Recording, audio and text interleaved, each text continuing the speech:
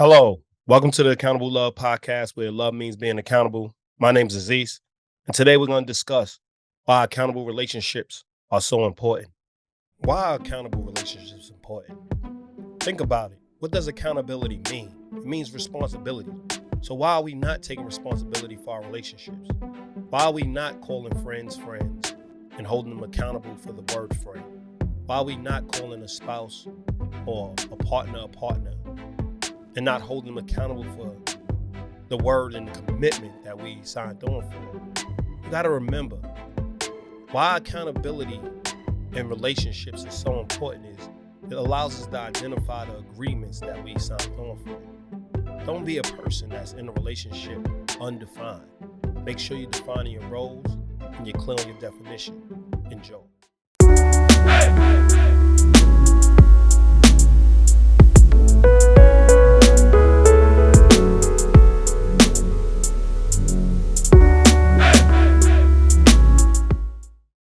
Now, whether you've been listening to the show for a while or you're new to the show, you know that we are accountable relationship builders.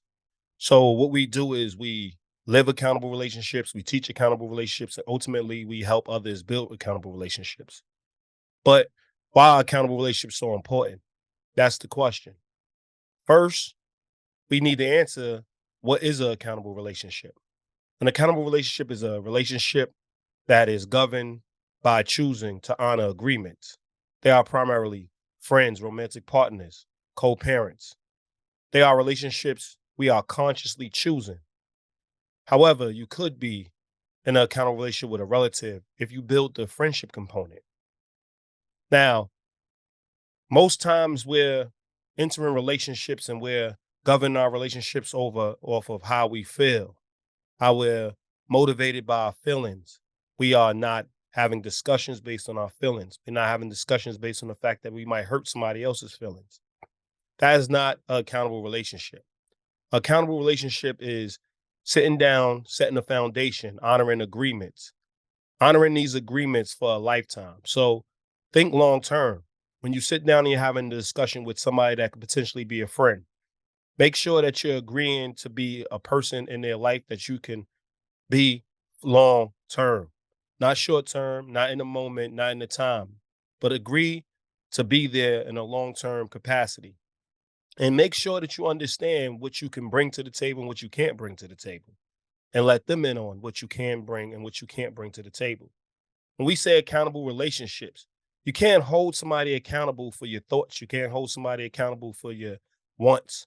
You have to hold people accountable for what they say they're going to do, their promises, the agreements in place, things that you agree on, you shake hands on, you write on the dotted line, you verbally agree to. You have to have a clear understanding that we're only responsible for what we agree to, not what people believe we should do. There's a big difference. So we want to understand, or we want to teach the distinction between being in a relationship, because relationships vary from being coworkers, being, people on the train together, having dialogue, associates, things of that nature. Accountable relationships are long-term relationships that you choose to be in. Now, why do we differentiate from, or have a distinction between parenting, romantic partnerships, and friendships from relatives? Relatives are our bloodline. It's people that we were born into. We didn't necessarily agree to be in their lives. We're just placed in their lives because they are in our bloodline. And we was raised with them, we was raised around them. And we really get a lot of our beliefs, a lot of the way we interact with others through maybe our relatives, but they're not bonding relationships through agreements, because obviously you're just there. You're a person that was born into that state of being, or born into that circumstance. But when you start building friendships, you're choosing these people. These are the people you are choosing. So when you are choosing a friend, you're promising this friend that you can actually show up for them. You could actually um strengthen the label of friendship. You could actually uphold the label of friendship. You could actually say, I love you, and honor that word on a regular basis. You choose that. It's not something you have to do. It's not something you're forced to do. They're not your blood. They don't have your bloodline. but they are your heart and they do have your heart. So that's the most important organ to live. So we have to have an understanding that when we choose these relationships, they're long lasting, they're long term. When you choose to be in a romantic partnership, this is a person that is going to be your bond, your number one person in life. This is the person you're starting a family with. This is the person you're introducing to your friends. You are trusting them with everything that is valuable in your life, and they're trusting you with everything that's valuable in their life. Y'all may be connecting bank accounts, y'all may be connecting dreams, purpose, things of that nature. You're giving them everything that you hold dear. And you can't do that without first understanding that there needs to be agreements in place. There needs to be boundaries established. There needs to be a constant a constant line of communication. You make sure that you are very transparent. They know everything about you because they are the person that's going to basically explain who you are, justify who you are if you need justifying, or they're going to be a person that can represent you in every aspect of life because they wake up next to you, they live with you, they are in your day to day on a regular basis. Co-parents. Now, why do we choose co-parents? Now, you heard in the other podcast, we switched from just saying parents because parenting is, we want people to start looking at it as a partnership, whether it's something that's planned, whether you're doing it with a friend, whether you're doing a romantic partner. Co-parenting is not just the person you had a child with. Co-parenting is everybody that's in your life supporting you with parenting. And yes, you have a person you have a child with that's probably the primary and highest role in that child's life. But if they choose to step out or something happens to them, there's somebody that always steps in. We don't want parents parenting alone. We don't want parents believing that they have to do it alone. So that's why we now have sessions and we now discuss being co-parents. What does it mean to be in somebody's life and being a part of raising children? But it's still a choice. Now, a lot of us look at it as an obligation, but a lot of people decide to walk away. So when you look at it, it is a choice. You choose to have the child, whether it's a mistake or not. You got 9 months, or you got not 9 months, but you have, a month or so, maybe up to 3 months to decide whether you want to keep the child. Once you decide to keep it, you're choosing to be in the child's life. So accountable relationships are all about honoring the agreements you have in place. I'm going to say that again, honoring the agreements you have in place, not going above and beyond, not reading people's minds, not saying, if you know me the best, you would know what I mean. No, you communicate effectively. You honor the agreements and understand this is what the person's responsible for, period. So, what is the difference between an accountable relationship and any other relationship? Now, we touched on it a little bit. Other people are coworkers. Other people are, associates. Other people are people you meet in passing. They're less, they're strangers, but you know a little bit more about them because you might have had dialogue with them, but they're not quite an associate because you probably don't know their name. You probably are not invested in their life in no capacity. At least with associates, you know a little bit about them. Those are also relationships.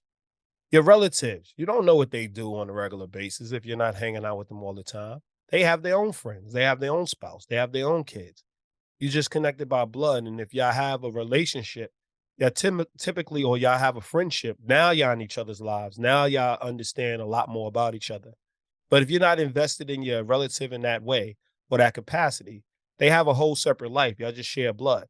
So the difference is you're ingrained in each other's lives if you are in an accountable relationship. If you're friends, you are ingrained in each other's lives. Once your friends become estranged and y'all really don't keep in touch and y'all here and there, y'all maybe keep in touch once a year, let's not even call them friends anymore. Those are your family members. Now, they're not relatives in the sense of bloodline, but they are family members because they're people you care about, but you're not putting in your day-to-day effort into making them a priority. So they moved into the family environment. They might call you, I mean, a family relationship. They might call you here and there for advice. You might call them here and there for advice. Maybe they even want to call you to borrow money or invest in something that they're, starting. Whatever it is, you trust them, you believe in them, but for some reason, y'all don't touch base on a regular basis. Y'all don't keep in touch. We're going to transfer those people over to no family. Friends are people that you are in contact with daily, you know, bi-weekly, tri-weekly, 3 times a week. You are in touch with these people. You are always in touch. They are in your life presently. They are adding to your quality of life on a regular basis. Those are friends. We all know what a romantic partner is. What makes the difference between a romantic partner is you're now sexually involved. You now are deciding to have a life together where you share everything, everything. So a friend might not share the same thing that a romantic partner shares. There is a distinction. And now when we're talking about co-parenting, the primary focus is the child. And it's building our relationship so we can give the child the best chance to succeed. But that's what makes it different because you notice all these things are agreements. Once you say I'm a person's friend, you're agreeing to be this person's friend. You're agreeing to be in this person's life. You're agreeing to be in this person's best interest. It's not just an emotional attachment. It's an agreement to be the best you can be within this person's life so you can add to their or enhance their quality of life. When you say I'm a romantic partner, it's a commitment to be the best you can be, to honor this person, to keep this person abreast on what's going on with your life, to make sure that you wake up every day and you're dedicated to giving them everything possible to help them achieve goals, to help them, keep their quality of life high, to help them keep a positive mentality. You're there to support them on a regular basis. And typically you live or y'all are in close quarters, right? And now when you're dealing with a co-parent, you're investing in your children, but you're also investing in a relationship because without the strong relationship, it's going to be harder to raise the child. So you have to keep each other and keep in contact with each other. You have to make sure that you exchange information so y'all truly know what's going on in each other's lives so y'all can parent well. There's a big difference because the other ones can be put in more of the obligation framework. You go to work, they're coworkers. You're obligated to spend time with them because y'all in close quarters based on being at a job, based on a common goal, of working. When we're talking about an associate, you're not really dealing with them on a regular basis. There's no commitment. There's just if I show up, I show up. If I don't, I don't. I like you. We interact. We'll have discussions, but we'll move on. That's an associate, right? So you can see the difference. One is long term and one is not an obligation. It's a commitment. The other is I'm just gonna deal with you where I'm set to deal with you and then I'm moving on. I'm just gonna interact with you when I want to interact with you and I'm moving on. That's not the case when you call somebody your friend. You're interacting when you want to interact, you interact when they want to interact. You are in a commitment with this person. So accountable relationship, again, is governed by uh agreements. So therefore, we have an understanding that these are committed relationships based on agreements and core values and principles. So let's look at this. What makes an accountable relationship accountable? First, we should define what it means to be a friend, couple, parent, which we defined earlier. What it means to be a friend. Establish the definition of friendship, not something that you get off you look at in the dictionary. Establish what you and the other person could agree friendship means and honor that commitment. I'm going to say it again. Don't look at friendship and say, okay, I looked it up. This is what friendship is. So we're friends in this way. No, the word friendship is a bond and a connection that you can mold into what you and the other person agree friendship will be. Right? So that's what makes it a friendship. but it's not a friendship unless it's a commitment and an agreement between two people to enhance each other for a lifetime. So it has to have the component that we want to be in each other's lives and we want to be consistent in each other's lives. If you don't want to be consistent in each other's lives, don't call each other friends. So understand through that definition, you have to have that involved in that component. Now you establish what the agreements are of your friendship. Now, with a couple, you are now saying, I'm one, you're one. Now we becoming one together. Y'all have possibly are working towards having each other's last name. Y'all working towards having children. You're working towards, you know, getting a house together. You're working towards those are all monetary things. Those are all things you can do with your kids. Those are all things you can do with your friends. But the difference is y'all have sexual intercourse. Y'all have, you know, the sexual contact involved. Y'all have certain things that will separate you as well as the commitment because you could have friends with benefits. You can have all these components, but there's things missing. This is all the things that come together: commitment, dedication, oneness, promising to be the other person's partner for a lifetime, and having a sexual component. Once you have all five of those things, you are a couple, right? And then now being a parent, you're agreeing to now help or develop a person into a accountable adult. So you are putting them ahead of your selfish wants, not your needs, because you're no good if you're putting them ahead of your needs, but you are putting them ahead of your wants. You're putting their needs ahead of your wants because now you want them to be the most well rounded. And obviously, how you parent will change based on how they develop. So it's all agreements and it's all saying, this is what I want to do. We all parent different. We all decide to choose a different path. And some of us choose similar paths, right? But there are several ways to parent. We choose a parenting style. We live that parenting style. We choose it with somebody, with other people that's assisting us with parenting, which makes them co-parents. And now we live that agreement, right? So the lines of communication need to be clear. You need to have defined work roles, define your terms. Second, you have to have long-term value. So you have to understand how this person enhances my life. Where we go wrong is we're in relationships without purpose. You're always going to have, or your self-esteem is going to be in question if you have relationships without purpose. You need relationships with long-term value. What does this person bring to my life? And that person brings that on a regular basis. They're consistent. They're dependable. That person's dependable. That's what they bring to your life. That person helps you with your finances. That's what they bring to your life. That person cooks, cleans. That person organizes. That person makes sure that you stay focused on your deadlines. That's what that person brings to your life.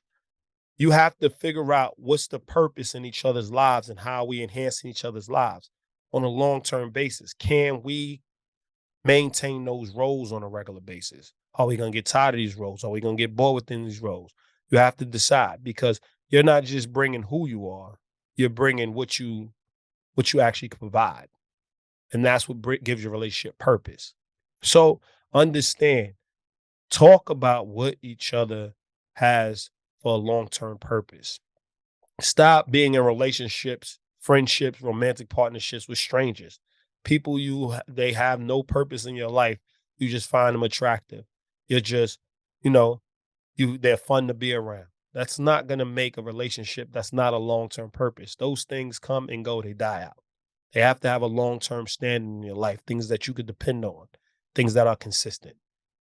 Stop having children with strangers.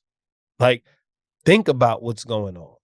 You're not going to raise a child well with a stranger. You have to have similar core values. You have to have similar belief systems. You have to have similar agreements. You have to understand how you're going to raise this child. You got to decide on a parenting style and approach.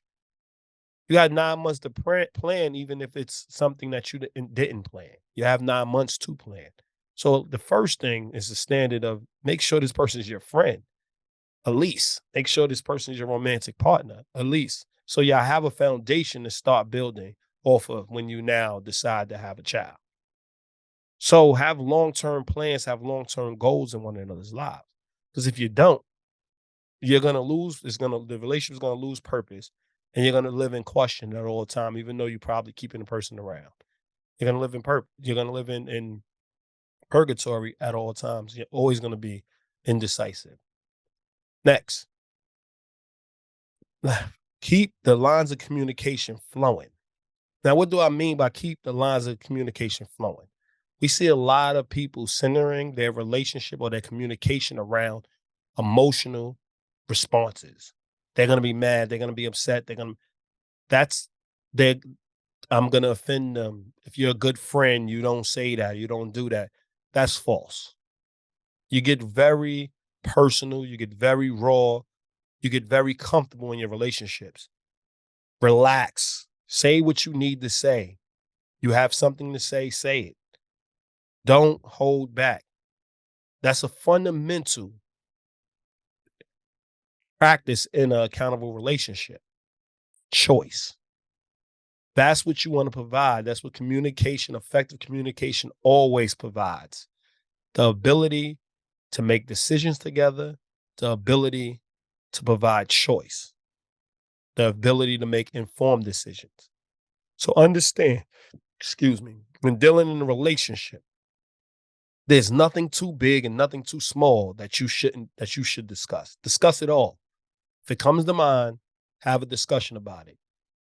You know that you change, you know that you become a better person. You know that when y'all had the last argument, you changed your habit when you're not really thinking about it no more because you have transformed into a separate mentality, a different mentality. So if you was always thinking negative thoughts, share them negative thoughts. The person would eventually probably walk away from you if they don't think that you could adjust those negative thoughts. They're going to try to support you, but don't make those decisions on your own. They don't want me around because I'm negative. No, share what you're feeling, share what you're going through, share what you decided to do. Share. Keep the lines of communication open. That's the third that's the third process of being in an accountable relationship or identifying an accountable relationship. And fourth, when you're committing to a friend, a romantic partner, and deciding to be a co-parent, make sure you have core values and principles to lead your relationship. What do I mean? I mean, if a person says they're accountable, which is a core value, you could expect them whenever they go wrong to say, I was wrong. Whenever they are doing something that's positive and right, they're going to say and be very confident in it. I'm not adjusting this because I am 100% on point. You got to make the adjustment. Accountability is not, I'm just wrong. Accountability is just owning your choices. Accountability is being honest about where you're at. Accountability is agreeing to something and showing up, right? When you say you're going to be honest, that doesn't mean taking days off. That don't mean I'm tired of being honest. I'm tired of arguing. Doesn't mean all that. It means I'm going to be honest. Because when you're honest, whether it hurts, whether it cuts, whether it's raw, whether it's wrong, because it's not even because we're honest, we're right. No, honest just means that we're having a discussion. We're saying what we honestly believe. And we can't be wrong when somebody else actually tells us their honest opinions and telling us what they believe. And then you realize your belief or what you know, you wasn't knowledgeable on it. But you're being honest about where you're at. That's what honesty is. But it's a core value. Lead with your core values. Lead with your principles. Your principles is I'm going to be faithful, which is also a core value, right? I'm going to be faithful. So anytime you decide you don't want to be in a relationship anymore, you will never step out. You would never decide to have a relationship with somebody else before having a discussion with the partner or the person you're already committed to. You have to now make sure that relationship is done or over before you move on. Faithfulness doesn't mean that you stay in a poor environment or a bad situation.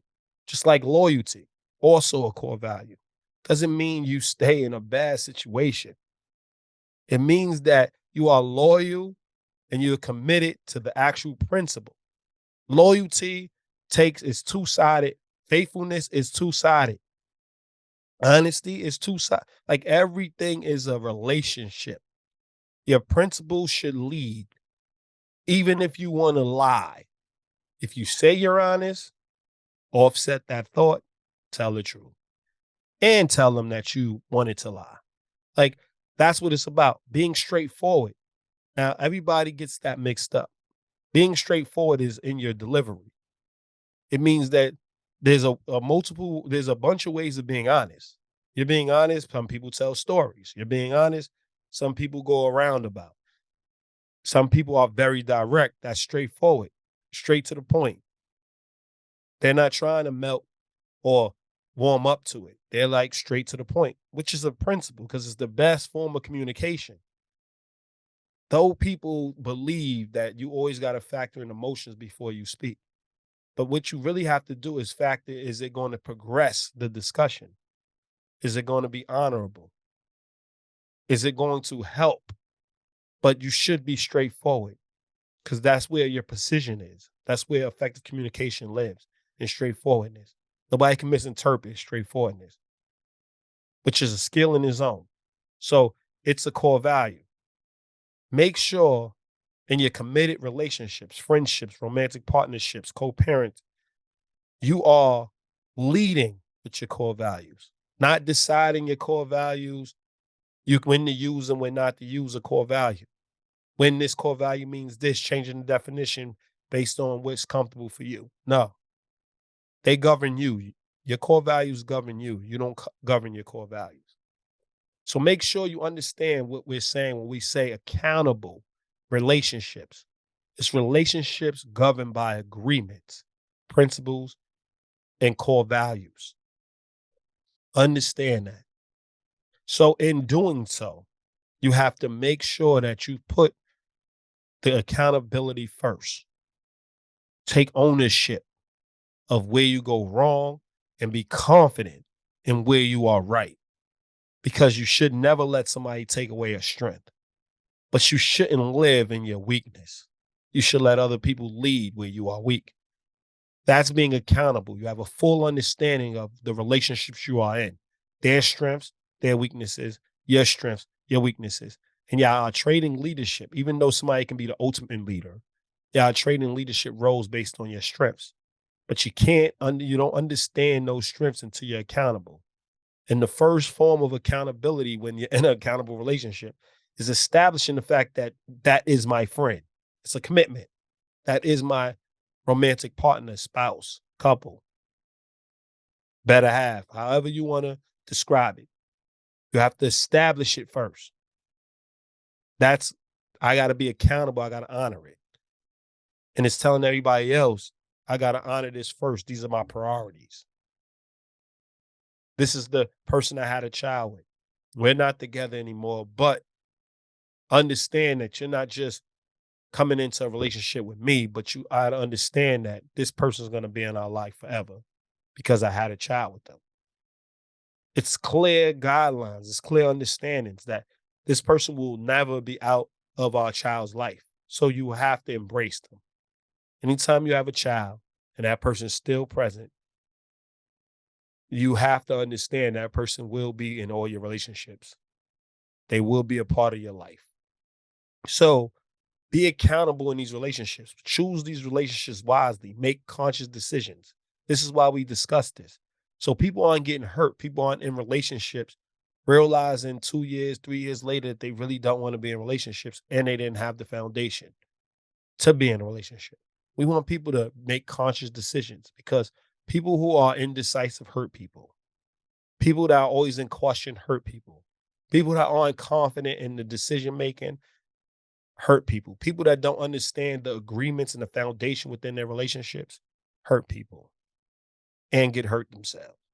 So understand, this is why we practice accountable relationships because we want relationships to be a lot more transparent.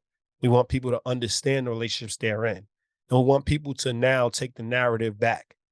Understand, once you have knowledge of what you bring to the table, who you're in a relationship with, you don't let anything, the outside world, anything, take them people from you. So understand, what why a accountable relationship is so important. It's the fabric of our relationships. It's understanding our relationships better. And it's not only understanding, but it's now taking responsibility for our relationships and understanding their priority and establishing that. This has been another Accountable Love podcast. My name's Aziz. Remember, listen, learn, apply. All right, enjoy.